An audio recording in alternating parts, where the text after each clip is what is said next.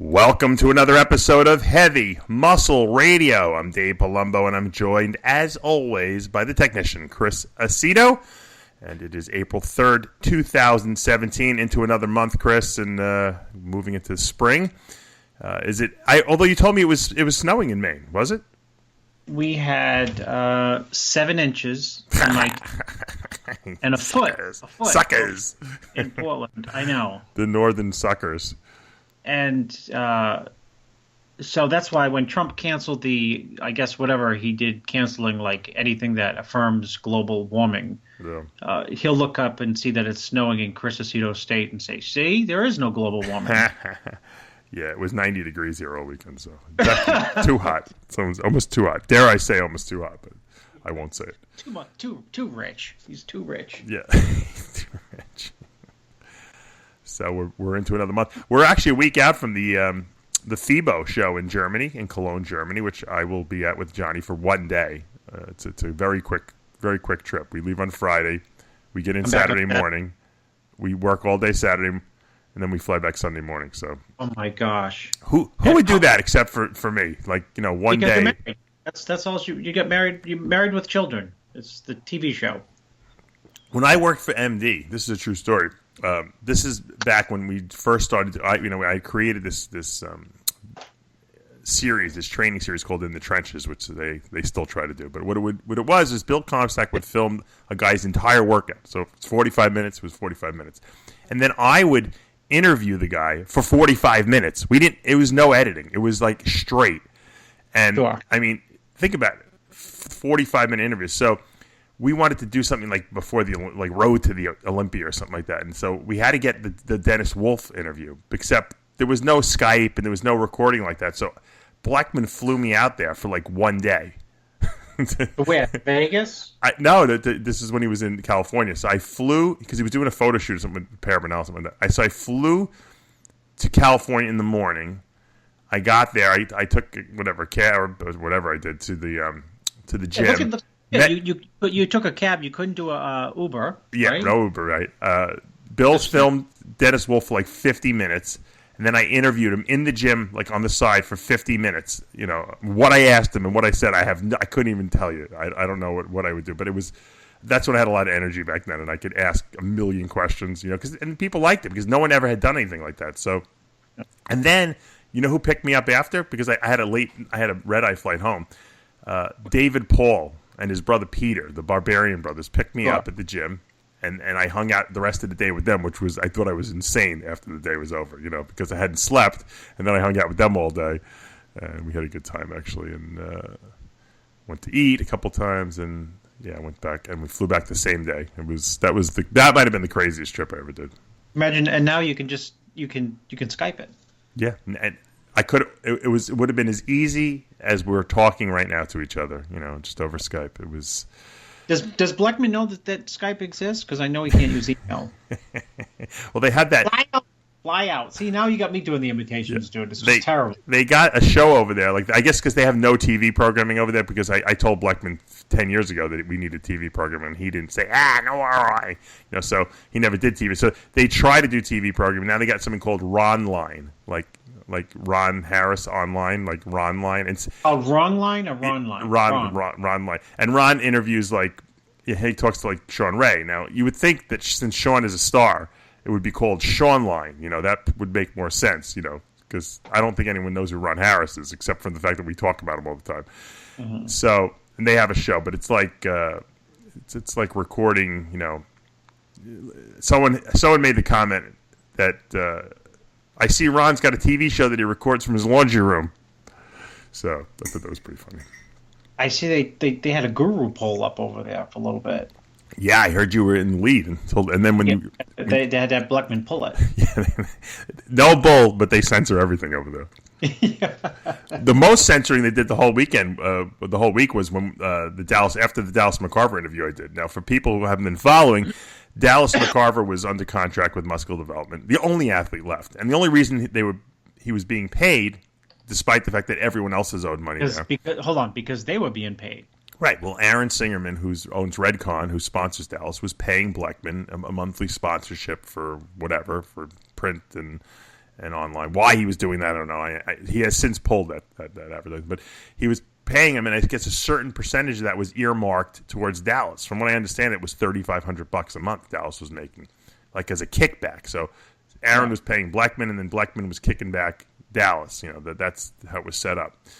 So Dallas goes and does, the Arnold USA and the Arnold New Zealand and Australia. And as we know, before the show even started, Sean Ray bashed the crap out of Dallas after he posed for Jim Mannion, the president of the IFBB, and said he embarrassed himself. And then, after I guess Dallas had a problem in Australia with almost passing out on stage and he couldn't breathe, Sean decided that it was Chad Nichols' fault, who is Dallas's guru, and that Chad not only is killing Dallas now, but he has killed off Nasser El Somebody and killed Flex Wheeler's kidneys and Don Long, and he gave a whole list. Don Youngblood he killed, so he gave a whole thing, and so I guess Dallas felt slighted by the fact that this guy who's supposed to be on his team, the only athlete that MD has, is bashing the one guy who's representing the company and the one guy who can't interview with anyone else except the one person who's bashing the crap out of him. Well, they think about that. Why would you want to be interviewed by Sean Ray when Sean Ray is bashing the crap out of you? They did the same with Cedric McMillan. Yeah, pretty much. When they dropped him. That's why.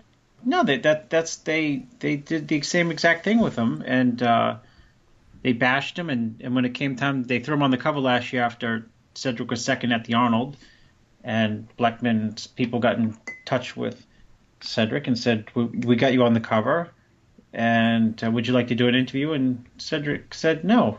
And one of the reasons was Sean Ray. You can ask Cedric about that. I believe it. Well. And in fact, I told you you were flown out to interview with Wolf for one day with MD. Sean Ray was sent out to the Polish Livroni show a couple of years ago, which Cedric won, to interview the winner. His sole job, primary job, was get the interview of the winner. And Cedric bashed Sean throughout the interview and made it uneditable so that they couldn't use it. Unbelievable. Because of Blackman. Well, here's Blackman scrambling. Derek Farnsworth texted me the other day, and he says, Ron Harris texted me asking for my number because Blackman wants to shoot videos of me. And then he said Steve left him a message on his voicemail to call him back and actually gave him his personal cell phone number. I want to do a series of day in the life with Derek. In your business, your training. I'll compensate you. But of course, Derek said he never got any compensation package like sent to him, so it was pretty funny. So anyway, so Dallas decides, you know what? Money is not that important to me. I'm making good money with Redcon. I don't need that kind of blood money or whatever you want to call it. So him and Aaron came to the agreement that Aaron just decided he was not going to support Blackman anymore. He pulled his advertising. And Dallas said, I don't want the monthly contract. But for some reason, and look, I didn't contact them. They contacted me because Dallas wanted to break the story on RxMuscle. And I said, have you called Blackman and told him? He goes, no. I want him to find out listening to your show, basically. Oh, he must have loved that. So I said, all right, you know me. I'm like, fine, fine with me as long as that's what you want to do. I wasn't trying to instigate anything, but I guess he feels so slighted by the fact that they treated him so disrespectfully there that he was not going to treat them with respect in that sense. And he came on the show, and it was a great interview. Not only, we talked about Blackman a little bit in the beginning. The why he left, but other than that, the interview was great because no one ever interviewed this guy after all 3 shows he did.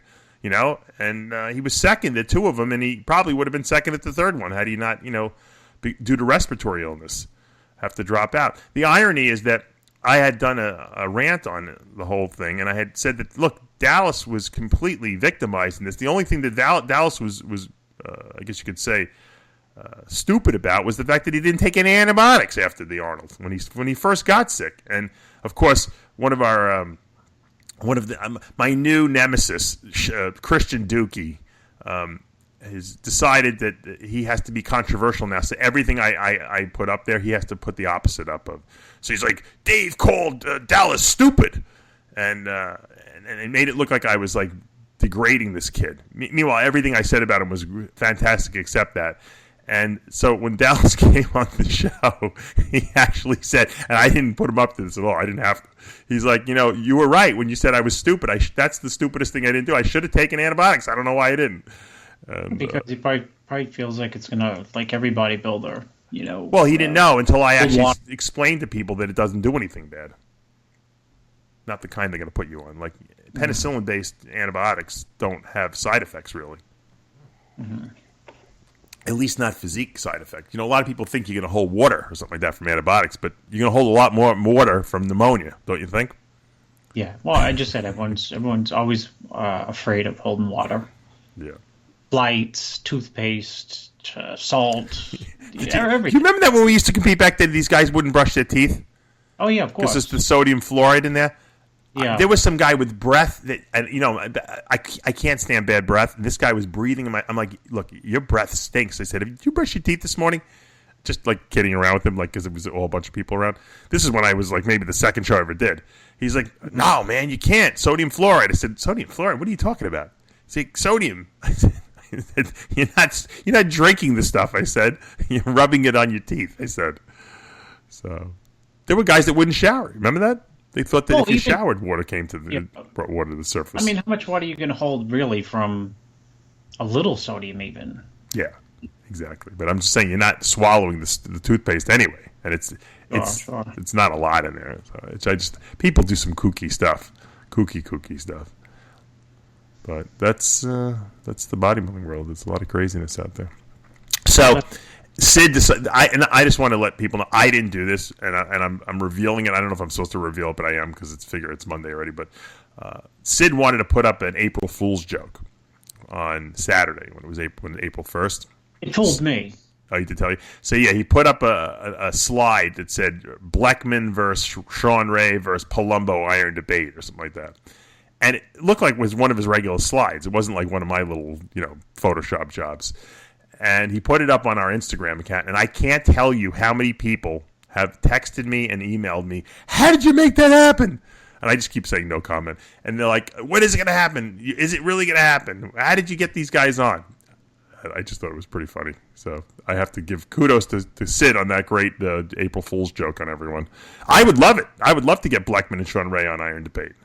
Be the most highly rated show of all time, probably. Well, maybe you could split the proceeds like 75% to MD and 25% to RxMuscle, and you keep them afloat. How about we do this? How about we give 100% of the proceeds? Everyone can donate, and 100% of the proceeds go to the people who haven't been paid over there. How about that? Oh, I think that's a good idea. Yeah. So it'd be like a charity event. Yeah. We'll start with Charles Glass. He's owed.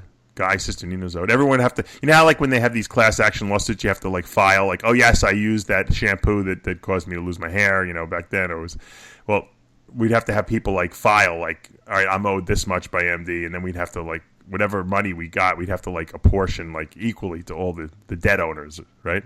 All the debts. Yeah, you can have it. Yeah, we're restructuring. Restructure. That's his favorite term. He used to bash AMI and David Pecker back when I worked for him. They're in debt. They got debt. AMI debt. Meanwhile, he's probably worse than they are now. I can hear it right now. Right. Right. Debt. The catchword. Right. Debt. Yeah. Bonds. Restructuring. They're restructuring. Yeah. Stockholders don't like that. Devalue stock. Well, you know what? AMI is still chugging along, with their other publications. Because they got the Star and National Enquirer. All those gossip rags will carry them forever. People never stop reading. I read them in the supermarket when I'm going to go into the checkout counter. I can't stop. It's the greatest headlines. They were like social media before there was social media. Mm-hmm. Right? But it's good because they get them out fast like newspapers.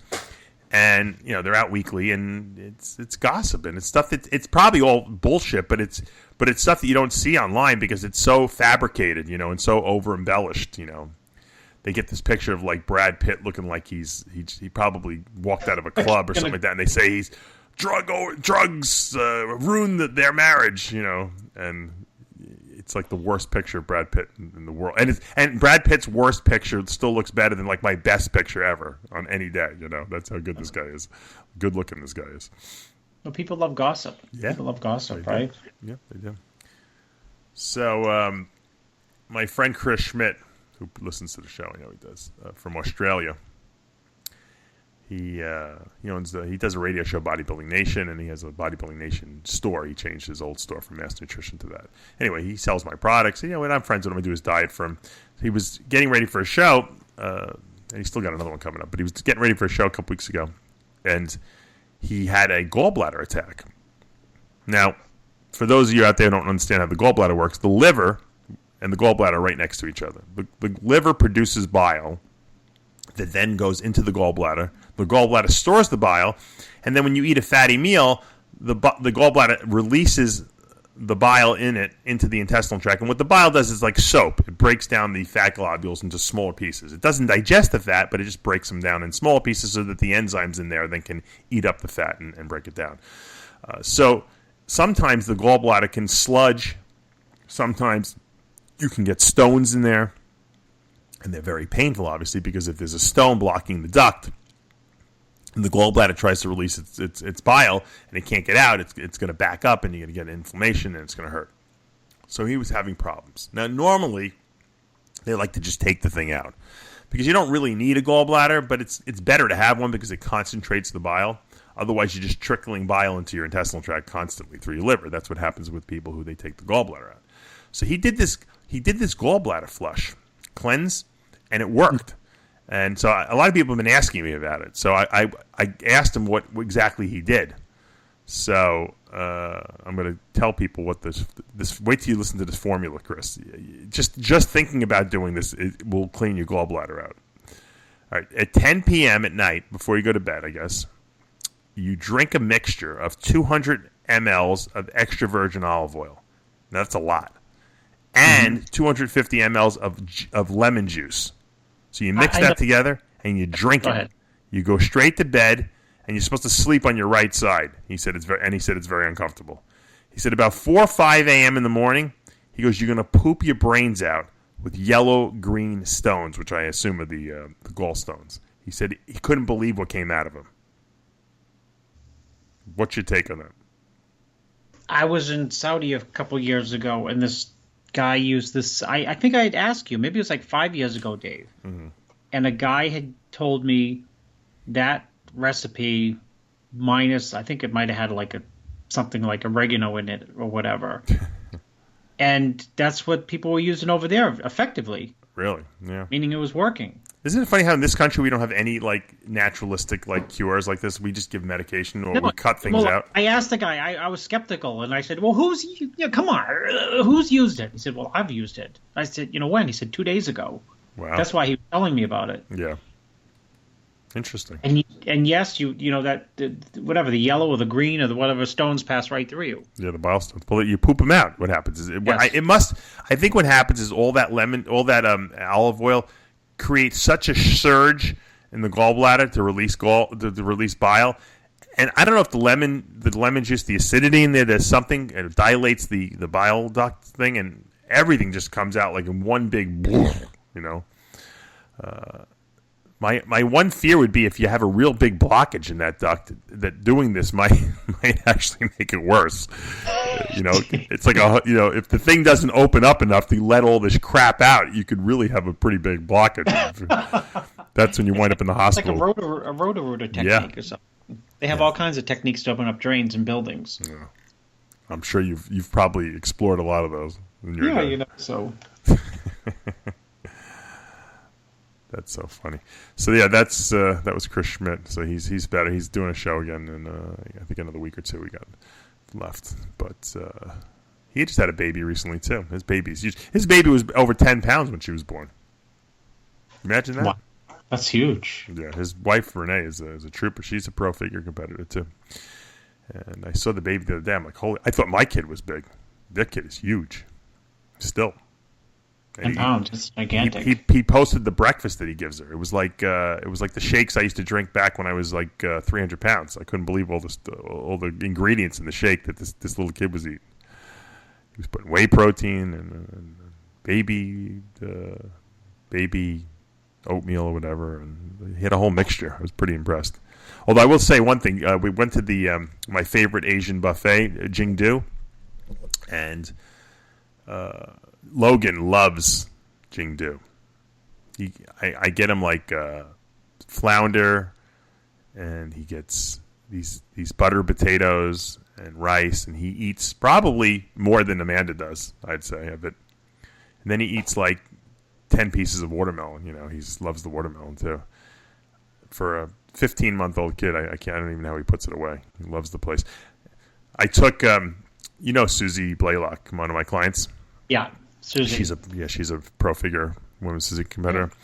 And she's also an anesthesiologist from Alabama. She came into town because she had to do some business around here. So she's been staying with us the last 2 days, and she stayed upstairs, in the upstairs. She has her own level up there. So we took her there for her cheat meal. And What she eat? She's dieting for what? She's doing the Masters Pro something or other. It's one of the Gary Udid show. She does every year. I told her, I said, you're better than most pros, because she actually won prize money that last year. If you remember, the way Gary works it is there's an entry fee, but if you come in top 3, you get prize money. So she actually placed in figure and in women's physique. She actually made money on the show. I said, not only are you a pro, and she's over 60 too. Not only are you a pro at over 60 years of age, and you were a former fat woman when you were younger, I said, you actually made money as a pro. You're actually profitable. I said, I don't know how it's possible, but you're a profitable pro. I said, so that's another feather in your cap to go with the fact that you're an anesthesiologist and all the other little accolades she has. And I know, and she's a huge listener to the show. She loves you, Chris, too. She said she thought she insulted you at the Arnold Classic because, she said she listens to the show so much that she thinks she knows you, like as if like you were best friends. And she said something sarcastic to you, and she didn't know if you took it the right way. No, I took it exactly the way it was. She just didn't know. I took it sarcastically, and she didn't. She thought she offended me in some way, and I was so unoffended when she asked me. I couldn't figure out how it could be misconstrued as being offended. I think she just was worried, but I said Chris has got a very good sense of humor. I said it takes a lot to rattle Chris or I. That's for sure. So yeah, the things are going good. What's I'm trying to think what the I wanted to mention another thing. We put up a couple interviews from the Arnold Classic International Sports Hall of Fame ceremony. The Herschel Walker interview is now up, which was my favorite interview of the entire weekend, I must say. As much as I enjoyed everything else. I saw that. It was very good. I just wished it was, I thought it was like, I forget when you do these interviews, these like Herschel Walker type interviews. They're brief. Yeah, I know. I wish it was longer. 45-minute where you can really delve into, his history and his life, because obviously when you're interviewing him, there was a rapport there, and he wanted to talk more. But he was limited. Time. The great thing about Herschel Walker is, he's such a natural athlete. The guy never lifted weights in his life. Did you hear what he said? He was only doing push-ups and pull-ups and sit-ups. He never weight trained, and he looked like he was a bodybuilder. This guy. Imagine if he would have weight trained, what he would have looked like. Yeah, I was waiting for you to see if he'd do like men's physique or something. Yeah. At 50 years old, he's still MMA fighting, but maybe when he gets to 60, he'll do like men's physique or something like that, and he'll be a pro in that too. He was a football pro. He was he did the Olympic bobsled team one year. He's a pro MMA guy, and he's still kicking guys' asses. I don't think he's ever lost. And he could probably be a pro bodybuilder if he wanted to too, or a pro classic physique guy. I don't know. I'll bet you. I was shocked when you asked him about the USFL and the NFL and how he made the decision to go to the USFL. Tell people. You asked him, was the NFL pissed at you? Which the answer was yes, they were, and they still are. That's why they don't induct him into the Hall of Fame. He's still not in the Hall of Fame? I didn't even realize that. I don't know. He's still not in the Hall of Fame. I don't think so. Wow. And he said, I flipped a coin, literally. Yeah. You let God decide. He likes Trump. Trump paid him a lot of money, but he's a very big Trump supporter. I think he said he went to the White House with his family or something like that. No, Trump. He said he all the little amusement parks that you take your little kids to, he took Trump's kids to. That's right. That's what you're saying. That's right. I forget. Yeah, it's a good interview. You guys, check it out. He's growing up, my dad was a huge fan of not only college football and NFL football, but also of high school football. He would follow these guys. I don't even know how he did it because I didn't even know if they covered high school football. He knew all the scouting reports. He was very into the football. So we knew Herschel Walker. Herschel Walker, we watched him every week, playing college football all the way up until then. Obviously, he went into the USFL and then the NFL. But unbelievable athlete. This guy is. He's like a Bo Jackson, just a natural athlete, can do anything, and probably could have succeeded in any sport he would have put his mind to. I think he would have been a pro at. Yeah. Baseball, I basketball. mixed up Bo Jackson a lot. Is that odd? Yeah, because they're both multi-talent. They're both like cross-sport type people. And they came from the same era. And that cross-sport, that's also part of VHV when Herschel said that he's the original CrossFit guy. Yeah, before even Bo Jackson, I know. He said, but I was doing that type of training and that type of stuff and those type of sports way before, we knew. Oh, CrossFit, yes. He said he was doing CrossFit crazy stuff, right, when he was getting ready for football and stuff like that. So, So you put that one up, and what else did you put up? I'm trying to think what else we did. We put up so much content this week that I don't even remember it all. My head is spinning. That's Trump's favorite line. Well, we had that iron debate. For those of you who haven't seen it yet, you should go check it out.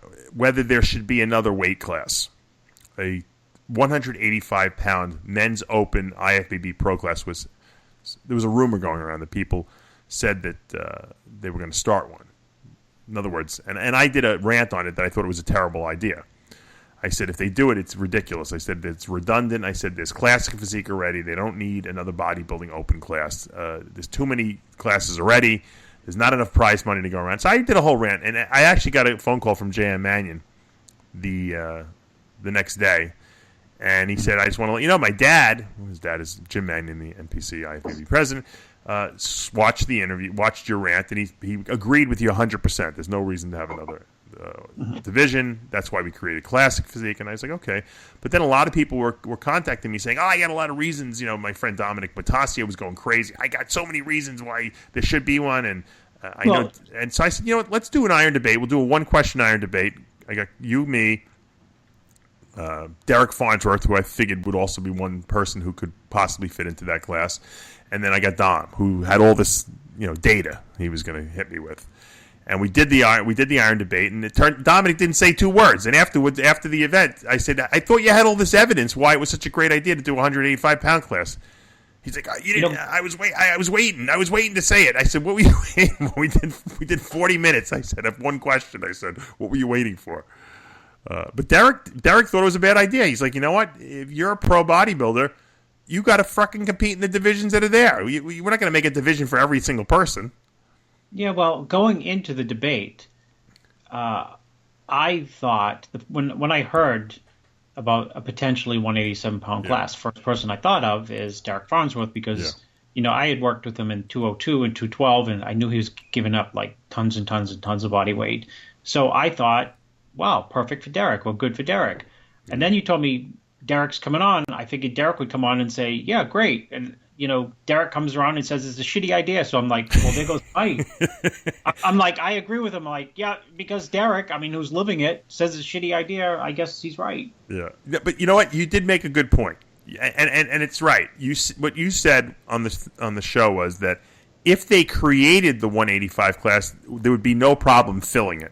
Oh, they would fill it. It would be, they have no idea.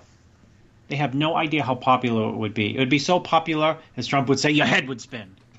Right. I can't believe he uses that all the time. Your head would spin. But seriously, if my point was that there's a ton of good physiques around on Instagram who don't compete. There's a ton of good physiques in the bantam and lightweight and light middle and all the welterweight class. They are too little to compete with, Jose Raymond, right? So if they created a smaller class, it'd be just like everything else. The first show, they'd say, oh, we only got 7, 9, then there'd be 1 million. At least at the Nationals, it'd be like, nationals. First, that's right, it'd be a pro show. But it would develop into like the 212 now, where you go to a 212 Pro show, and there's well, how about this? It's not like the Arnold Brazil where there's 8 guys, or Arnold Australia where there's 7 guys plus a 212 guy, Sister Nino. Yeah. You go to most 212. Seriously, you go to most 212 shows, and there's a lot of competitors. Right, but would it be interesting? You think because I don't know, they're smaller guys. I don't know if like Jose and Flex, they're not small. These are big guys. They're just short. So I understand the reason why the 212 was a great idea, because these guys are just not that. They're just not tall, so they can't beat the guys that are 5'10", 5'11", 6 foot. These guys are going to be like, these guys at the 185 are not going to be big. It's going to you would not be able to differentiate them between the classic physique people. You won't know it's a good idea or if it is a truly bad idea unless you actually try it. Otherwise, just speculation. Right. And having said that, when the 202 came out, which eventually became 212, it was like 202, whoopee deal. Well, within like 2 years, right? Yeah. I mean, within a couple years of them having it, or 3 years, by the 2009 2010 year at the Olympia, and including now, you can go to that show as a bodybuilding fan and say, this class is unbelievable. It's crazy. You know what I mean? Right. Well, it started, if you remember, as a 210 class, and then they thought that was too much. So they dropped it to 202 for a number of years. Then all of a sudden, when Flex Lewis came around and he couldn't make that 202, they're like, we got to bump up the weights, when they bumped it up to 212, which I think is fine. I'm okay with that. So I don't know. I think it's redundant to have a lighter class. If they didn't have classic physique, I'd be the first person pushing for it, believe me. Because I knew there would need it to be another division, but I think the classic fits everything perfectly. And I think that's going to evolve. I think it's going to get better. I think eventually they're going to put them in some posing trunks. Once they do that, it'll be exactly what people want. You know what I mean? But you got to give it some time. I think I really do think it's ridiculous that they're in those little, I don't know, spandex shorts. I think they should be, if anything, Speedos would be better, like a fuller cut, brief. I keep telling you, Dave, the minute it goes to Speedos, it becomes a fucking gluten hamstring show. I guess. I'm serious.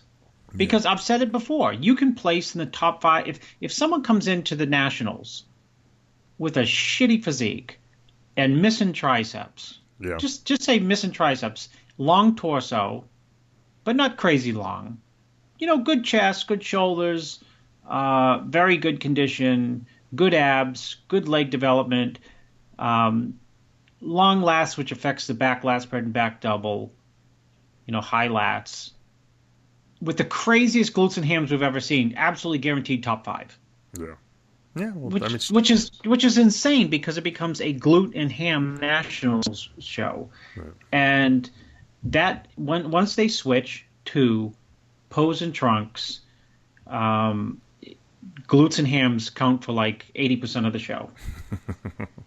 Well, we want to see people in condition. I think it's just our eyes go to the people that are peeled. I mean, isn't that really what we see? I mean, I see what you're saying, because some guys just have trouble getting their glutes, as grainy hard as some of these other guys. But look, I'm fine with the way classic is. I'm just saying I think it will evolve, but who knows if it will or not. Who knows what what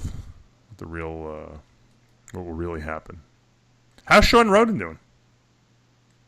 He's doing good. He looks pretty good. He's starting out of the gate for the Olympia, and I don't think he's training at Golds anymore. He mentioned to me something about not training at Golds. Yeah, well, I wanted to bring that up because I hear a whole bunch of guys left Charles Glass and now are training. I think Flex, Roden, Dexter, and Hide now are no longer training with Charles Glass. They're training with some other guy, I think, who might have his own gym. I don't know what his deal is. Yeah. So, what's that mean? I don't know. Well, my inside sources tell me that they weren't paying well Charles Glass, and it's Charles drives almost like an hour each way to back and forth to that gym, and I understand what's happening. They probably do pay him, but Charles has to beg them for the money, from what I understand. Remind them like 40 times, because Yeah. I mean, that's a lot of work to train someone, 5 times a week or whatever he does. I mean, that's don't you think I think the guy deserves to get paid. He's not a young man anymore. This is his retirement money. Well, is that the reason? I think it's one of the. I think that's one of the reasons why Charles just kind of moved away from them. I don't think they basically said, "Screw you, Charles, we're leaving." I think that there was a separation occurring, and Charles just walked away. And the guy who was actually who took them over, from what I understand at least, was worked for Charles. Prepping people for certain. I don't know if they warmed them up or journeyman. He's a journeyman. Like a roadie. Yeah. So now he stepped in and pushed Charles out. So. I don't know what the deal is. I think Charles probably is. Charles makes way more money from the regular person. Why don't you get Chris Lewis on the air, do an interview with him? Who? Chris Lewis. That's the guy who trains Roden and. Yeah. Maybe he knows. I'd like to get Charles Glass on there. How about that one? He won't go on the air, dude. No. All right, so let's get Chris Lewis then. We'll find out what happened. Maybe I don't want to. I'm just giving you my rumors. I don't know what the true story is. So. I just find it odd that you find out from Chris. Yeah. I find it odd that these guys need motivation, period, to train. Don't you think that these guys can train on their own by now? I mean, come on. They need someone to hold their hand and motivate them? No, yeah, well, I mean, if I agree to that, Sean will say, see? Kermit the Sean. I'm going to start calling him that instead of Kermit the Frog. Kermit the Sean. Yeah. I just don't know why. Sean will say, why do they need someone training them? Why can't they train on their own or get a training partner like we all did back in the day?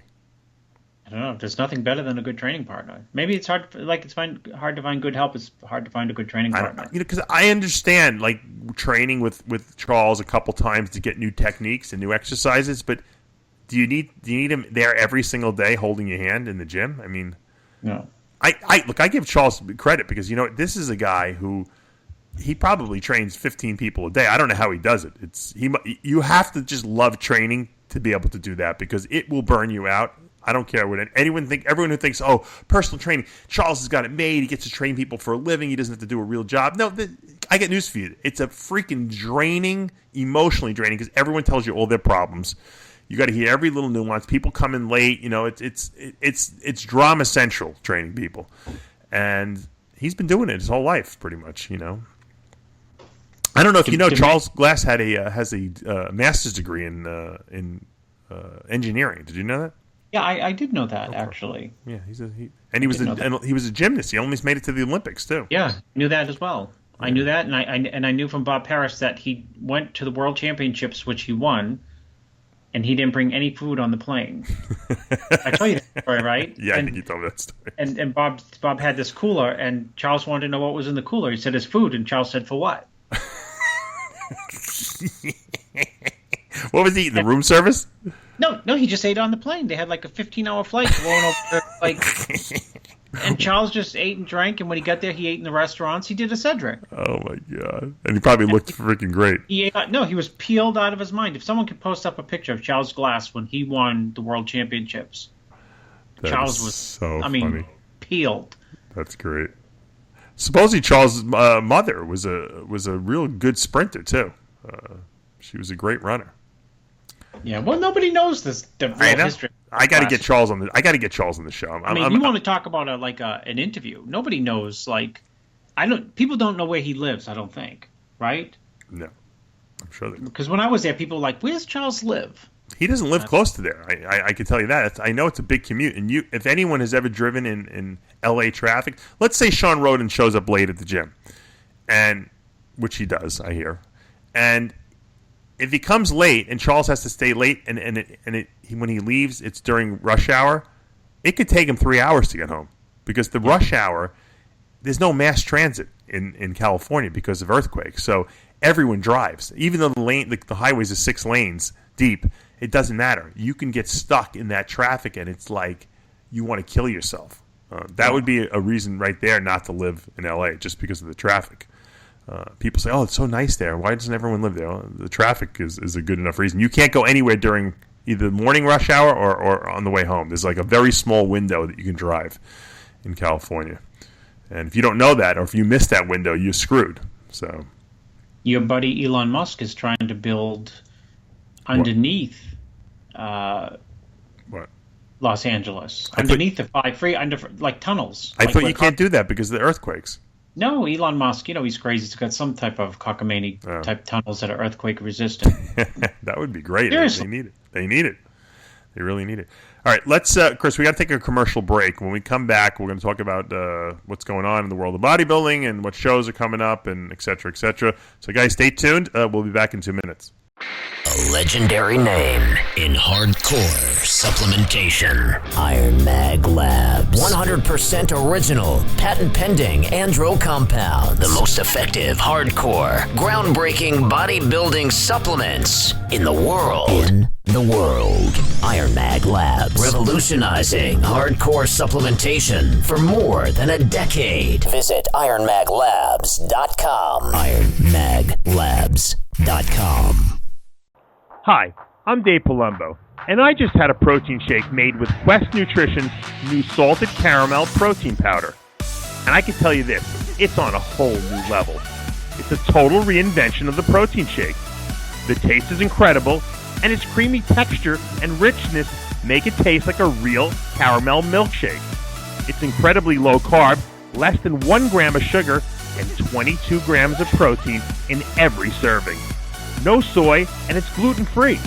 Just add water, ice, a scoop of protein, and shake it up. It's that easy. I actually look forward to drinking this shake. And Quest Nutrition has got a total of 7 different flavors. They come in convenient single-serving packets so you can mix and match. Check out loveyourproteinpowder.com for more information on Quest protein powders and some delicious shake inspirations.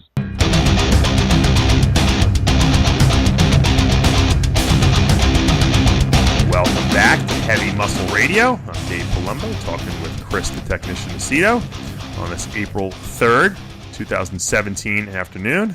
And Chris, we were just talking about Charles Glass and training at Venice, California, and obviously the contest season is really upon us here, and there's a million shows going on, and there was the Governor's Cup this past weekend in Sacramento, California.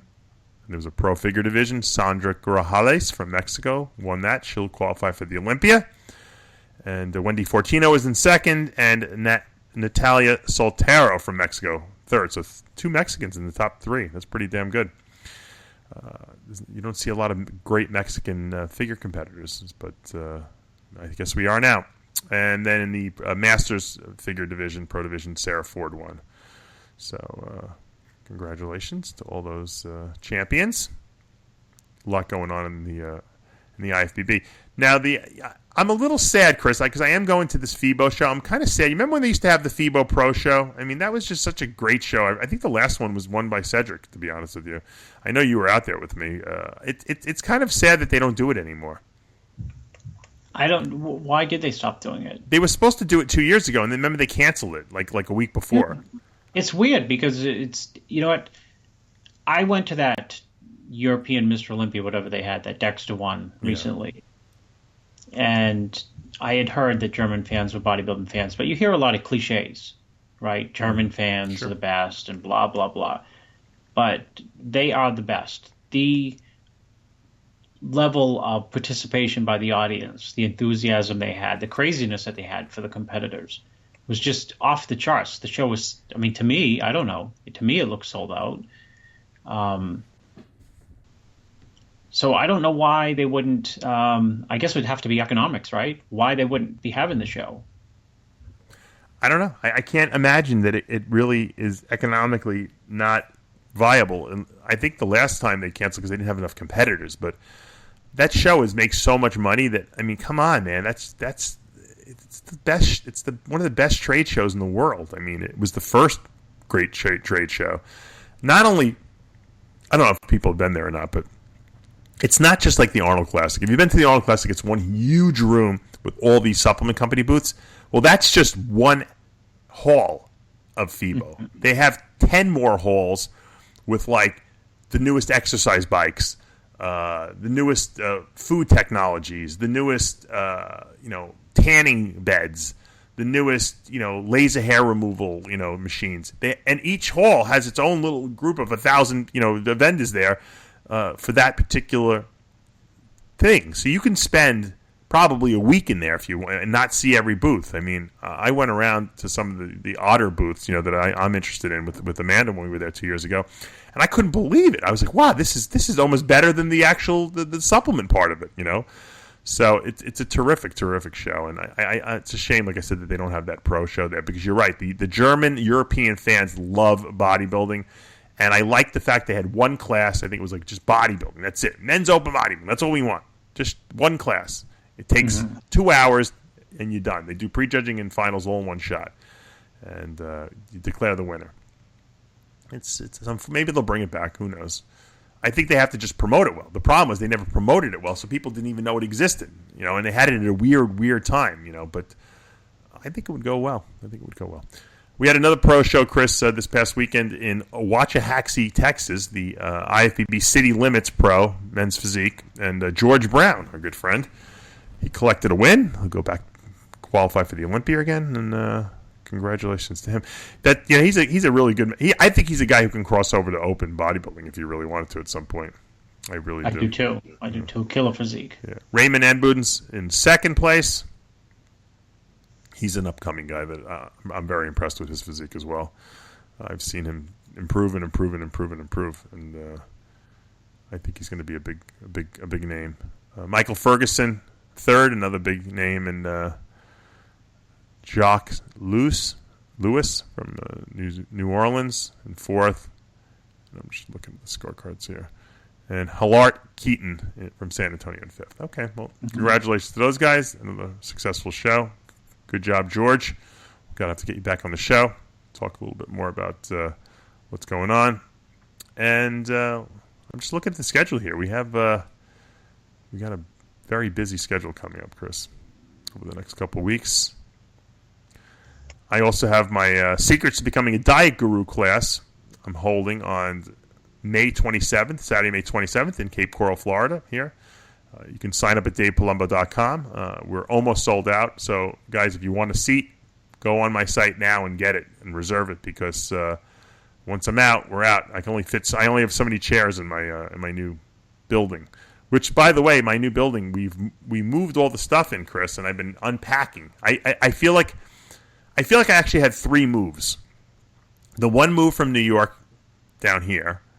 Mm-hmm. Then I had a second truck because I had so much stuff between the office and my house that I had to have two trucks come. Then I had the second wave come, and when the second wave came, they stored all the stuff that was supposed to go into my new building into pods that were outside my house that you saw.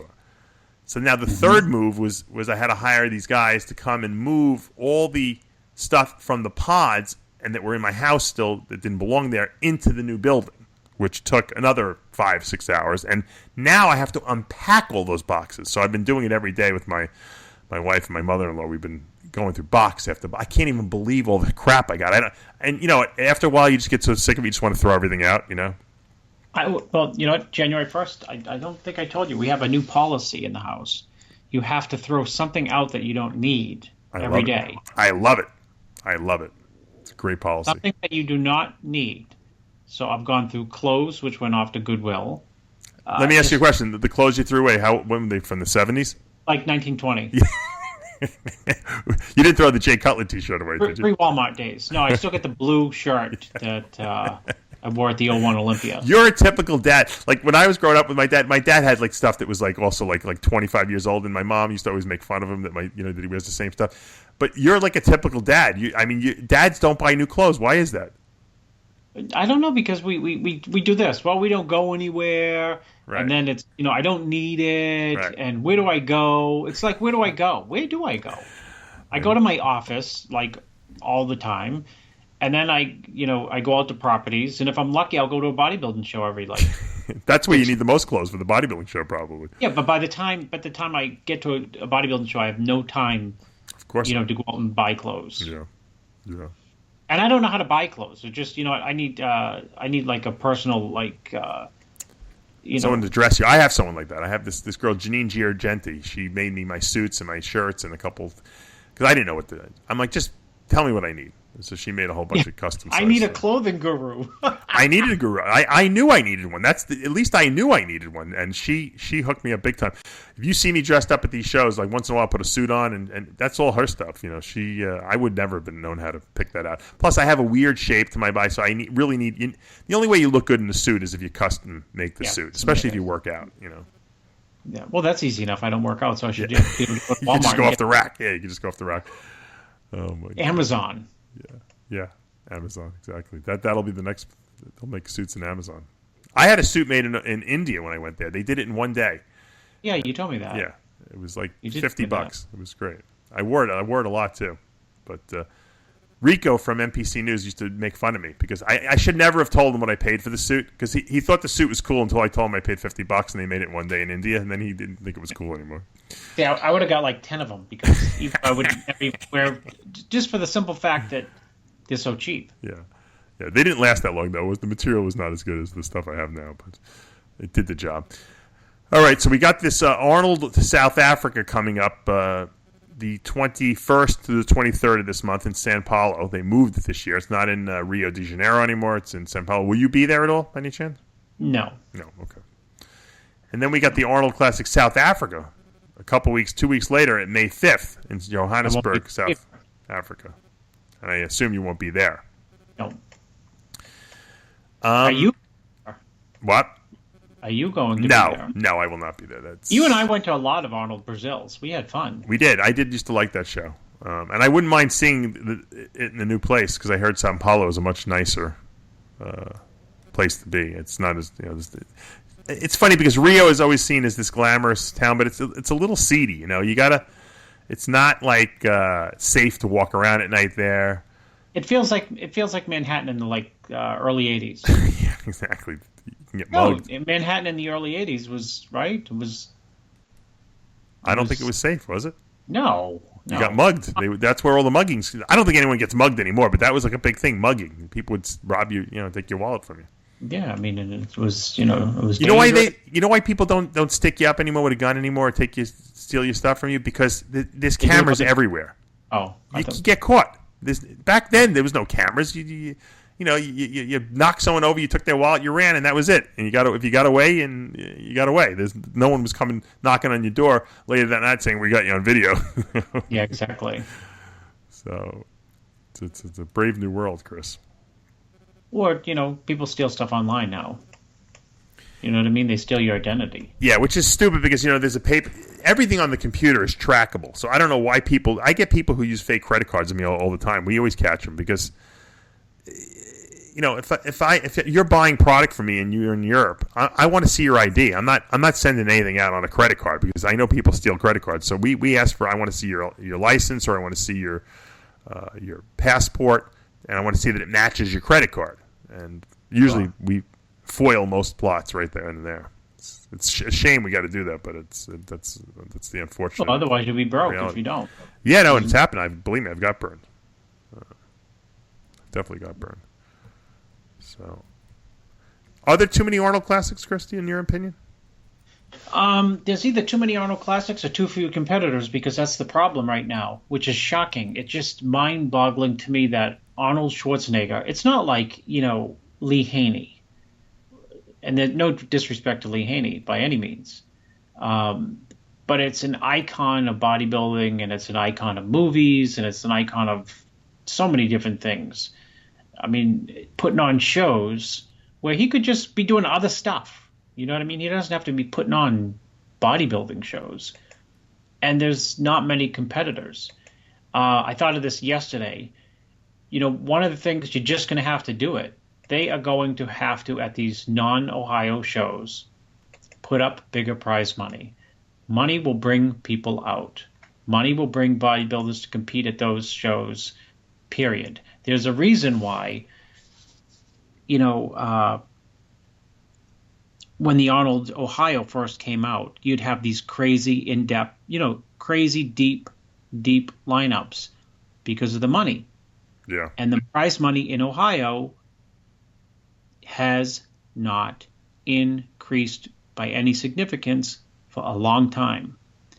And that's why people skip it. They skip it because Which one are they skipping, you're saying? Well, they're skipping all these small Arnold shows. Yeah. Because there's not a lot of money there. Right, but they do fly people out there and put them up, and I mean, so they are treating them better than in other shows. There's no money. What is the prize money? I don't know. Yeah, that's a good question. What was there's not a lot of prize money. I mean, if you're a great bodybuilder and you get third, what are you getting there? 18,000, 16,000, 12,000? I don't know. I mean, I know first prize is what, 30, 35? Yeah, I think what they should do is I think they should keep them very close to each other, these shows. Remember how they used to do it? Don't matter. I don't even think it matters. I don't think it matters. I think that if there's a lot of prize money, people will come out. It's just like this. If there's a sale at Macy's today for suits and they're $50, 500,000 people are going to be there. Right. Because they want to get those $50 suits. They'll come out in snowstorms to save money. Right. And bodybuilders will come out, to do all the shows, I think, if there's a lot of prize money. If not, then bodybuilders are completely off their rocker and stupid. Mm-hmm. Yeah, but I think if they were like 1 week apart, I think people can suck it up and they would do it more.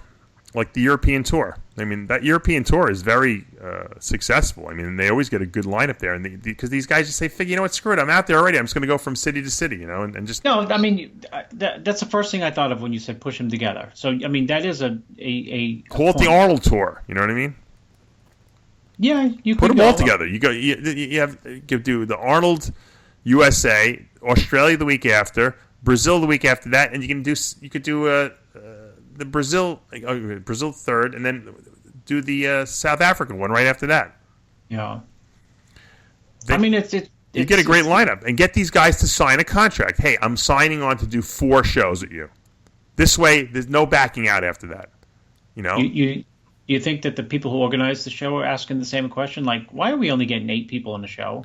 I'm sure they are, and they know because these bodybuilders, they don't. I don't want to travel. I'm being whoring. I mean, but if it's week to week to week to week, I mean, and you're on it, it's almost like a European tour. The top 5 are going to want to go because they're going to make money at all these shows, and if they're getting their flights paid for and their hotels paid for and their food paid for, why wouldn't they go? I mean, you'd have to be an imbecile not to go. I mean, I know Cedric probably wouldn't go because he's got to be different, but I mean, 99% of the other people would go because it's like, all right, I'm being flown, business class, I'm taken care of, they pick me up, I don't have to worry about anything, and guess what? I only got to train 3 days between each show, right?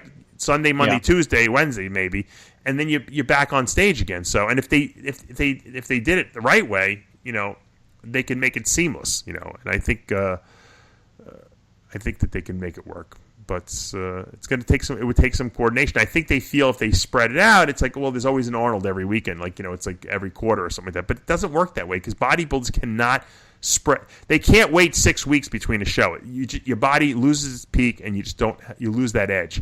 We need to compete one after the other after the other. That's the way it works. Yeah. I mean, it makes sense. It makes sense, but is it going to happen? Yeah, I don't know. All right, let's do some Ask Dave and Ask Chris questions. For those of you who want to ask us questions, and once again, there's a million places. I do a Q&A on my Dave Palumbo Experience app, which, by the way, if any of you want to check out, you can go to your iTunes store, your Android store, and you can download the Dave Palumbo Experience app. It's $29 a month. You get access to all my videos and articles I've ever written. Plus, there's workouts, diets up there. You can ask unlimited questions. There's a feedback tab. I answer all the questions, and the best ones I save, and I do a Q&A. I do a Q&A video that's exclusive to the app members every week. So you get a lot of updated material on a daily basis. People love the app. So if you want to go there, but you could also watch Ask Dave TV show, which we do every Wednesday. Sid is the host of that and asks me all the questions. And then obviously this one on the radio is another venue you can ask questions, and you can ask obviously Chris questions as well. If you want to ask Chris questions, you submit them to huge285@AOL.com. And if you want to ask me any questions, you can submit them to Aceto@RxMuscle.com. All right, Chris, first question for you. What do you think about natural fat burners like green tea extract? Some people say it's very effective for fat burning and prevents some cancer cells to grow. Others say the benefits are very small and it can cause liver damage if the dosage is over 500 milligrams. Would you recommend it for the average person who wants to lose weight? I think, I'm not a big research guy, but I've read the research, and it seems like it has a potential to, increase thermogenesis, increases your body's ability to increase heat, or I guess I think the mechanism, you tell me, Dave, it might not be that it increases heat. It could be that, or it helps the body dissipate heat, causing heat loss, which in turn causes your body to say, oh, I've lost heat, so therefore I got to heat my body up, which because of lost heat. I think it wastes calories, Chris, and in wasting the calories, the wasted energy is released as heat. So you feel warm on the stuff, but it's because your body's just like kind of losing energy. It's kind of like an inefficient, engine. So to speak. It's the open window in an apartment building where you're paying the heat syndrome. It's like I'm dead serious. No, you're right. No, it's a good analogy. Go ahead, finish. It'd be like, if your heating bill is $1,500 a month for this large apartment building, and you find the same exact month is, in January, and then February rolls around, instead of being at $1,500, it comes in at $1,800, and you say, geez, where'd that go? You realize that there's a broken window on the fourth floor in the back in a storage area where there's heat, and there's a cracked window, or the door doesn't quite shut in the front of the building and the back of the building. Mm-hmm. So heat leaves the building. So in turn, the furnace works harder and burns more calories, more heat to heat up the building again. Good analogy, yeah. Very good. I think it's effective. I think it's effective. I think people just probably they get sucked into the sexiness of the research and think that they can use a lot of it and therefore not shut those doors and shut those windows. In other words, not exercise more or reduce their calories. I agree with you. It's interesting to note that the green tea itself, while it has the ingredient that causes this fat loss, the ECGC in it, it in and of itself is not that concentrated in there. So if you drink green tea, there's a lot of caffeine in green tea. You're going to get more of a caffeinated effect than you're going to get the fat burning effect. When you use a supplement that has the ECGC in it, which is the extract, I know I use it in my lipolyze formula. That's why I know about this. It's way more potent. So don't just drink a ton of green tea at the Japanese restaurant and think you're going to lose weight, because it's not going to happen. But all right, another question for you, Chris. Since Levrone grew into shows, do you think that benefited him in a positive way, a negative way, or was of neutral effect? Well,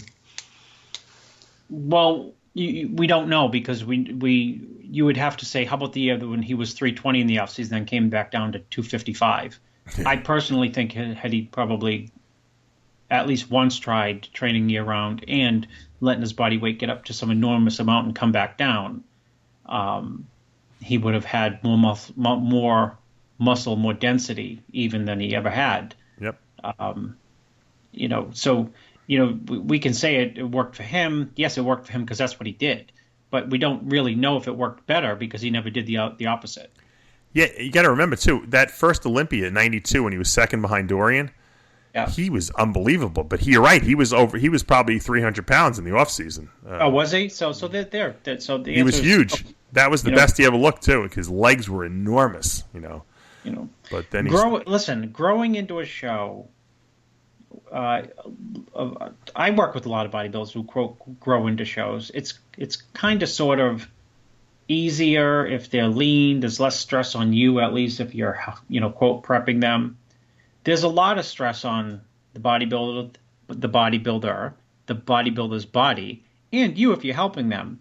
If they come from a ginormous weight and down, because you never know, holy shit, if they're going to make it in time. Yeah. But that's a pretty effective, and I'm not for pro bulking up huge, but when you're really big and you come down, there's something to be said for the density that's left over underneath. Yeah, especially if you give yourself enough time to lose the weight. Yeah. Levrone said that after he tore his pec, after he tore that pec and he made that, I don't know how he did it, 8 months later he did the Olympia. I think he was top 5. After he tore the pec, he never trained again in the offseason. or never pushed himself in the off season. He was afraid that he was going to tear his pec again or tear another muscle. So that's what he said why he never trained in the off season. He would only get ready, train hard right before a show because he wanted his body to have more resiliency. I don't really know if that helped him or not. If maybe it helped him psychologically, but I as a bodybuilder, I liked being big. I don't know how these guys don't train. Sean Ray used to do the same thing. I don't know how these guys stopped training in the off season, and they would just almost look like regular people until they started gearing up again for a show. To me, it was beyond me because I just loved being big and muscular and seeing the changes in my physique for the fact that because I would have done that even if there was no competitions, So it always miffs me. But you know what? These genetically gifted people can get away with stuff like this. Chris, how many other people do you know that were successfully growing into shows? Anyone you work with? There's Cedric did it this year. Roden has done it. I guess black people could do it. I'm kidding. No, those guys have great genetics. Akeem Williams grows into shows. Another white guy. So, it is hard to say. It's hard to say, I guess, if the question is trying to figure out, will it work for me or will it work for someone I know? Traditionally, I think it works. It doesn't work for everyone. No. Not everyone can do it, for sure. And I've been there where I'm thinking, this guy will grow into a show. And I'm like, I guess not. And last part of the question, Chris, is this why he didn't have a guru? Because everyone else was big and had to cut down, and no one except Levrone knew how to do it his own way. Is it why he didn't have a guru? Yeah, he wants to think. He wants you to speculate, obviously. I don't know. But I've gone on the record in saying that everyone has a guru now, and there's nothing negative about that. No. There's absolutely nothing. The only person who takes it as a negative is Sean Ray. And the only logical argument that he has, because he's mostly illogical, is that I didn't and I looked incredible, which is absolutely true. He did, and he did look incredible. But that's not a logical argument because you can shoot down that logic with Phil Heath, Jay Cutler, Kai Green, Dexter Jackson, Sean Roden,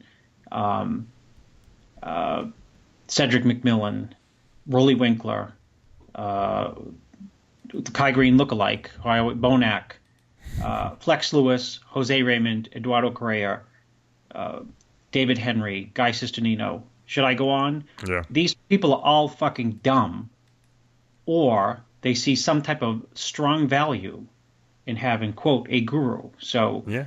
That's like pro gurus 15, Sean Ray 0. Good point. No, it's so would Kevin Levrone have been better with a guru? I don't know because he didn't have one. Would he have been better if he was 310 pounds in the off season and dieted down? I don't know because he never did that. I can speculate on both. Yes, he would have been better. I agree. That's it for you, Chris. You got any for me? Yeah, ask Dave's. Dave. Please ask Dave. He calls you David. His opinion or his largest cheap. I think he means cheat meal. Cheat meal after one of his competitions back in the day in his prime. I could remember my biggest cheat meal, and I'm going to tell you when it was. I was helping a girl, Donna Restivo, who I recently just started helping again. She took like 15 years off from competing, but I was helping her do the Junior USA in 1996, and I was dieting for the USA myself that year also, which was 8 weeks after that, and it was in Myrtle Beach, South Carolina, and we went down there, and all there is buffets there. It's like one big buffet town. And, when you're dieting, everything looks like it tastes delicious. And obviously I was down there with her and her husband, and I was with my ex at the time. And we would go to all these restaurants, and they would all eat. My wife, my ex-wife, which wasn't even my wife then, she would eat. This girl's husband would eat, and then the girl would have to eat whatever I told her to eat, for the show. And I was eating like diet food, and I couldn't eat any of the good food there. I was going crazy. I said, you know what? I'm not having a cheat meal. I'm waiting till I get back on Sunday because I used to love to go to this place in Manhattan. It was an all-you-can-eat place, sushi place. So I held out the whole weekend. The girl won the overall at the show. It was a great show. And when we got back Sunday afternoon, I'm like, get in the car. We drove to the city, and we went to this place on Sunday night. And I ate so much sushi. Seriously, it had to be. I had to have eaten at least 150 pieces of sushi with the rice and everything. And then we went. Listen. And then we went to, like there was a yogurt place right there. We used to go to They used to have my picture on the wall there, and I'd have like some frozen yogurt. And I was so full. And I've told this story before. I don't know if people remember. I was so full that I couldn't get into the car, Chris. My stomach was. It had to be. My waist had to be 80 inches. I was so full. We had to walk around the block like 3 times before I got back into the car. And I felt so guilty, Chris, that on the way back from the city, my sister used to have an apartment like in Queens. And I said, stop at my sister's. And we stopped there. And she had an exercise bike I had bought her as a gift.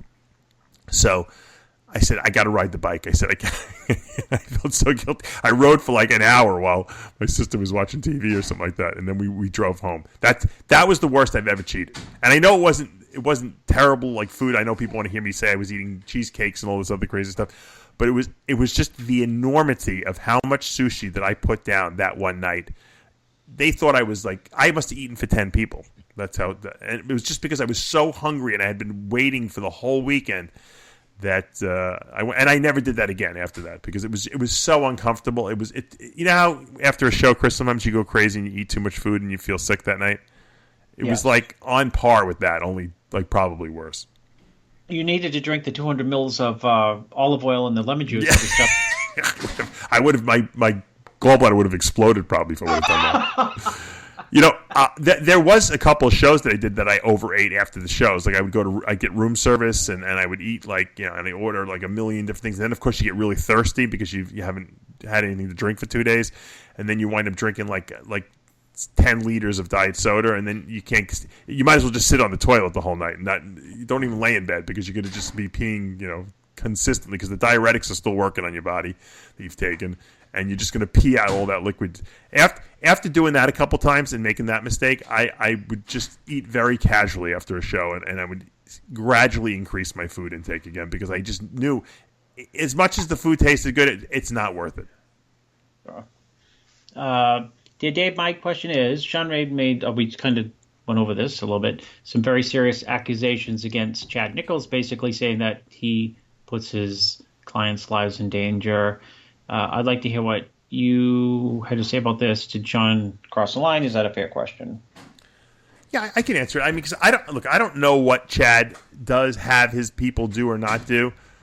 There is a pattern definitely of people that he's worked with who have had some health problems later in life. That's undeniable. But he also worked with a lot of people that didn't have health problems either. So, unfortunately, a lot of the people that were named were high profile people. I don't know. I think that people when they sit down and they figure out who they want to work with, they have to take into a lot of variables. And Chad obviously likes to push the envelope. He's known for that. And if that's something that you're comfortable with, fine. It's a personal decision. I'm very. I wouldn't call myself a conservative diet guru, and I don't think you are either. But at the same time, I think we do consider the health of our people we work with. I consider every person I work with a person first and a bodybuilder second.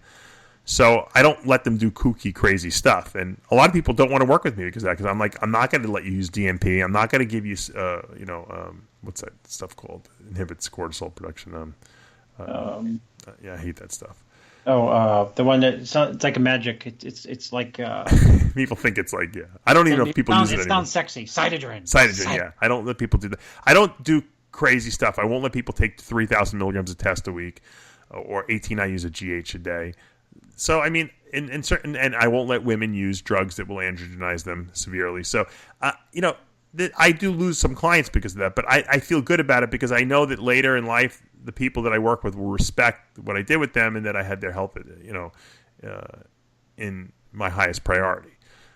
Having said that, that doesn't mean that these other people don't, because I don't know what these other people do, but there is a lot of risky behavior that's done, especially the day of the show, or the day before the show with diuretics and stuff like that, I don't think it's necessary to push the envelope. Obviously, sometimes things happen, cramping and stuff like that, but there is a pattern there. I certainly wouldn't blame Chad for what happened to Dallas McCarver at Arnold, Australia. He was sick. So in that sense, I'd say no. I think that the accusations are not fair, but there is a pattern there, and there are some people that had some health issues with Chad, and it is what it is. I don't know what caused it, or if there was high blood pressure, because a lot of kidney issues are high blood pressure related. I think guys today are a little more knowledgeable, especially hopefully I'm educating a lot of people that you got to check your blood pressure, and if it is high, there's nothing wrong with taking a mild ACE inhibitor to keep it down because you want to protect those kidneys. And really, a lot of other things, people suddenly die of a heart attack. I can't blame his coach for that. That could be heart disease in his family, someone had. I know Don Youngblood had a heart attack.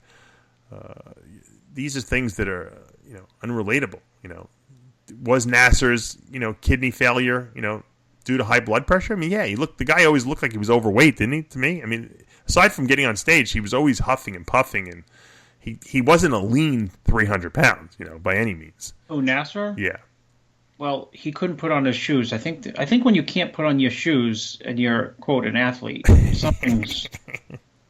Right. And that's not a dig, because that's someone... I mean, that's a... When I heard that from someone who knows him well, that Nasser can't even put on his own shoes when he was gigantic. Right. That's... There's... something gone awry. I had trouble putting my shoes. I used to get them on. What I would have to do, this is what I'd have to do, because I'm very flexible. I would have to blow out all my air, then lean over and tie my shoes before I ran out of breath. And if I didn't, I'd have to do it again. You didn't wear flip flops and stuff? No, because I have bad feet. I have to wear my orthotics all the time, so I always needed sneakers. So I thought that was pretty funny. All right, one more question, and then we'll... okay, that's all I got for the Ask Days. Okay, good. All right, well, once again, we got a lot coming up this weekend. Johnny Styles and I will be in Cologne, Germany on Saturday, covering the FIBO Expo there, and I'm looking forward to checking out the Yamamoto booth, because Yamamoto Nutrition is sponsoring the RxMuscle website all month long. They're our title sponsor. We'll be covering their booth in depth. And Chris, they're a very big supplement company coming out with a vengeance. Remember how SciTech came out a few years ago? Well, Yamamoto's the new force. There's a lot of great athletes. Nathan D'Asher worked for them, Ruli Winkler, among those two guys. And they're going to be coming out full force. You're going to see over the next 12 months, you're going to see nothing but Yamamoto. What does that name mean? I don't know. I thought it was a Japanese company first. It's actually an Italian company. Well, someone said it's Italian. I said, I'm supposed to be Italian. Yeah, it's Italian. Well, it ends in an O. It ends in a vowel, right? So it is Italian.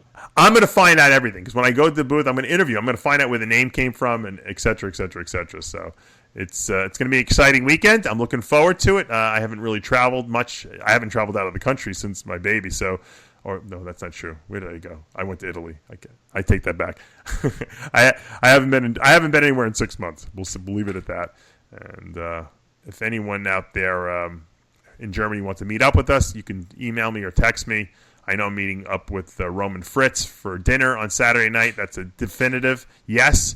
And we'll do a little videoing, hopefully, of him eating, some of his German style of bulking up. You know how, like we said, that people ask me what my biggest meal was. I'm gonna make Roman Fritz eat his biggest meal on Saturday at FIBO. But for now, Chris, we are out of time. Until next week, remember, with Heavy Muscle Radio, the truth hurts.